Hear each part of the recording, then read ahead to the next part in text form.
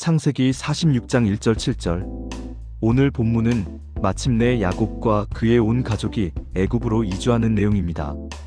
이러한 야곱 가문이 애굽 이주는 일찍이 하나님께서 아브라함에게 말씀하신 바 1513-16 그의 후손이 이방에서 객이 되리라고 한 예언의 성취인 동시에 이 땅으로 다시 돌아오리라 고하신 예언, 곧 출애굽 사건의 전조가 된다고 할 수 있습니다. 특히 본 단락에서부터 시작되는 46장 1절에서 47장 12절은 비록 극적 요소는 떨어지지만 긴 구속사적 안목에서 볼 때에는 행적 기사 중 절정 부분에 해당한다고 볼 수 있습니다. 왜냐하면 이 단락들은 직접적으로 이스라엘 일가의 애굽 이주 장면과 초기 정착 과정을 보도하고 있기 때문입니다. 이 부분에서 중요한 사실은 야곱의 일가가 애굽에 내려갈 때도 하나님의 허락과 귀향 약속을 받고 내려갔으며 46장 17. 애굽에 내려가서도 결코 거기서 영주하고자 했던 것이 아니라 그 언제나 가나안으로 돌아갈 수 있도록 최대한 가나안에 가까운 애굽 변방의 고센 땅에 정착했다는 점입니다. 46장 2847장 12. 즉 몸은 잠시 애굽에 내려갔으나 그 마음만은 언제나 약속의 땅인 가나안을 지향하고 있었다는 사실입니다. 그러므로 오늘 본문은 성경이 창세기 1차 독자인 출애굽한 이스라엘 백성에게 어떻게 하여 애굽으로 이주하게 되었으며 또한 왜 가나안으로 돌아가야 하는지, 그리고 어째서 자신들이 가나안 땅을 차지할 권리가 있는지를 보여주고자 하는 것입니다. 46장 1절. 이스라엘이 모든 소유를 이끌고 떠나 브엘세바에 이르러 그의 아버지 이삭의 하나님께 희생제사를 드리니, 본문에서 야곱이 아니라 이스라엘이란 이름이 사용된 것은 시사하는 바가 매우 큽니다. 왜냐하면 본절은 하나의 민족으로서 이스라엘이 형성되는 큰 전기를 이루는 부분이기 때문입니다.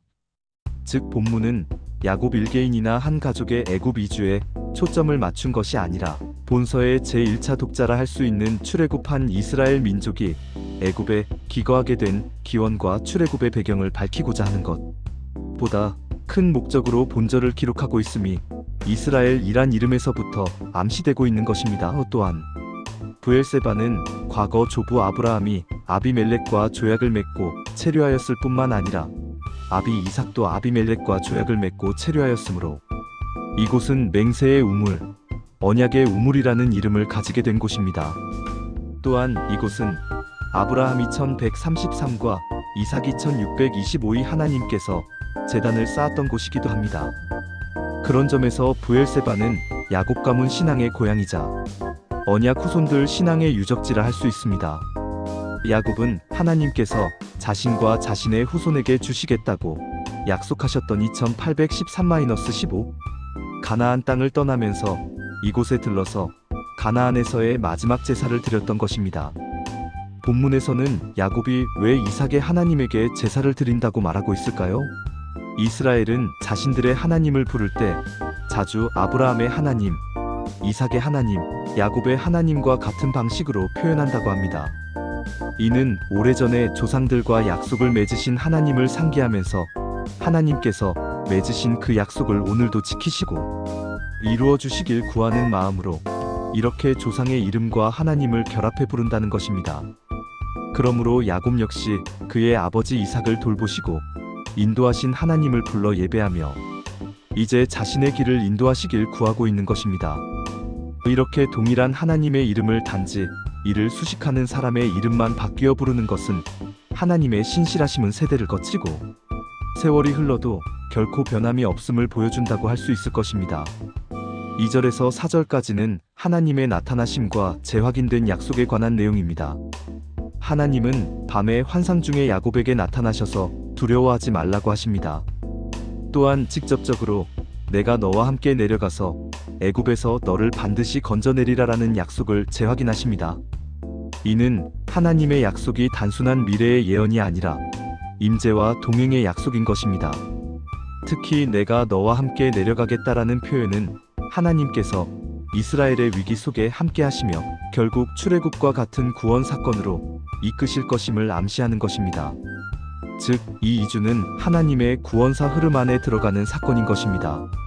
한편 2절에서 하나님이 야곱을 이스라엘이 아닌 옛 이름 야곱으로 부르신 것은 야곱이 이스라엘이 되기 이전부터 이미 당신이 그를 알았으며 그와 함께 하셨고 미래에도 동일한 애정과 관심을 함께 할 것이라는 확신을 갖게 하기 위한 하나님의 배려라고 본문은 암시하고 있습니다.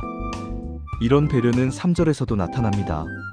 나는 하나님이라 내 아버지의 하나님이니라는 의미는 너의 아버지와 함께했던 바로 그 능력자 하나님이 바로 나다라고 말씀하고 있는 것입니다. 이 또한 하나님께서 미래에 대한 불확실함으로 불안해하는 야곱에게 능하신 하나님께서 함께하심과 도움을 베푸신다는 사실에 대한 확신을 주시려는 사려 깊은 배려라고 할 수 있을 것입니다.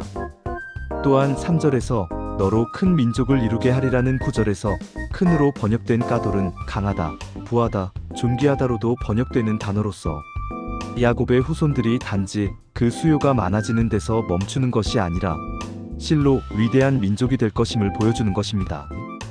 이는 과거 하나님께서 아브라함과 12장 2절, 18장 18절 이삭에게 26장 424 내리신 복이었으며 야곱 자신에게도 여러 번 확증시키신 위대한 민족을 만들겠다는 복에 대한 약속을 28장 314, 35장 11 바로 지금 내려가게 될 애굽에서 이루실 것임을 본문에서 다시 한번 확증시키고 계시는 것입니다.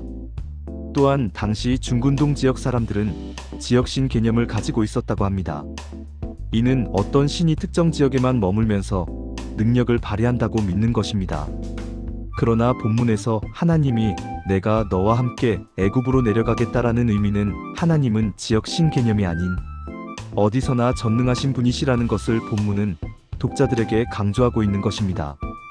그리고 너를 인도하여 다시 올라올 것이라는 말씀은 본서의 1차 독자인 출애굽, 한 이스라엘 백성들에게 왜 자신들이 출애굽을 해야 하는지에 대한 답을 주고 있는 것입니다. 지금 이 말씀을 듣고 있을 1차 독자인 출애굽한 이스라엘 백성들은 이 말을 듣는 순간 이들은 약속의 땅 가나안에 들어갈 수 있으리라는 확신을 가질 수 있었을 것입니다. 그러면서 하나님은 먼 장래에 있을 출애굽을 예언하셨을 뿐만 아니라 가까이 있을 야곱의 죽음도 예언하십니다. 그런데 이 예언의 야곱이 가장 사랑하는 아들 요셉이 등장하는 것은 야곱으로 요셉을 보고 싶은 생각을 더욱 가중시켰을 것이며 따라서 애굽으로 내려가는 일을 서두르게 하였을 것입니다. 5절에서 7절까지는 야곱의 응답과 온 가족의 공동체적 이동에 관한 내용입니다. 야곱의 믿음은 개인적 선택을 넘어서 온 가족, 온 족속의 이동과 정체성 형성을 가져오는 것입니다. 이 일은 이후 이스라엘 민족이 애굽에서 준비되고 결국 출애굽을 통해 하나님의 구속 계획이 더 분명히 드러나는 과정의 시작입니다. 이처럼 야곱의 가족이 애굽으로 내려가는 사건은 단순한 가족사의 사건이 아니고 이것은 출애굽 사건을 준비하는 하나님 섭리의 시작인 것입니다. 하나님은 그곳에서 이스라엘을 번성하게 하시고 훗날 모세를 세워 그들을 다시 약속의 땅으로 인도하십니다. 그러므로 야곱의 내려감은 훗날 이스라엘의 올라옴으로 완성되는 것입니다. 이처럼 하나님은 내려감 속에서도 일하고 계시므로 야곱이 애굽으로 내려간 것은 실패가 아니라 하나님의 더 큰 일으키심을 위한 준비였습니다. 오늘날 우리의 인생에서도 하나님은 종종 내려가라 하실 때가 있을 것입니다. 낮은 자리로, 낯선 자리로, 이해되지 않는 자리로 부르실 때가 있을 것입니다. 그러나 그곳에서도 하나님은 역사하셔서 우리들 버리지 않으시고 우리들 통해 하나님은 새로운 구속사를 시작하신다는 것입니다. 이 시간 나는 과연 새로운 구속사를 시작할 준비가 되었는지 한번 생각해보는 시간이 되었으면 합니다.